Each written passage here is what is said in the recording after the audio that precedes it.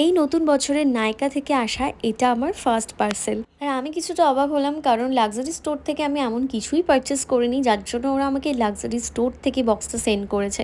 তো চলো তোমাদেরকে এবার দেখাই নাইকা থেকে আমি কি কি পারচেস করেছি।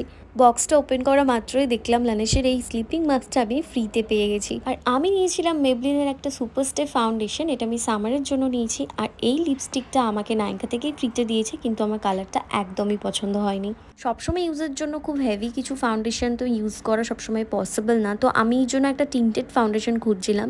তো এই জন্য মেবলিনের এই টিন্টেড ফাউন্ডেশনটা আমি নিয়েছি। বেশ কিছুদিন ধরে দেখছি আমার হাতে পায়ে এত ট্যান পড়ে গেছে, তো আমি ওটা নিয়েই ভাবছিলাম কোনো একটা বডি লোশন খুঁজবো যেটাতে ট্যানটা ক্লিয়ার হবে। তো এই ডার্মাকোর এই বডি লোশনটা দেখলাম ভালো, তো এটাই নিয়ে নিয়েছি। যত ভালোই ময়শ্চারাইজার আমি নিয়ে নিই না কেন, সেটাফিলেই আমি বারবার ফিরে আসি। আর সেটাফিলটা মনে হয় একদম বেস্ট সবসময় ইউজ করার জন্য। মেকআপের পর যারা একটা ডিভি গ্লোয়িং একটা লুক চাইছো, তারা এই সুইস বিউটি ফিক্সারটা ইউজ করতে পারো, যেটা ভীষণ ভালো। রিজনেবল প্রাইসে যারা খুঁজছো ফিক্সার ভালো, তারা এটা অবশ্যই ইউজ করতে পারো। আর এই ছিল আমার নাইকা থেকে করা শপিং।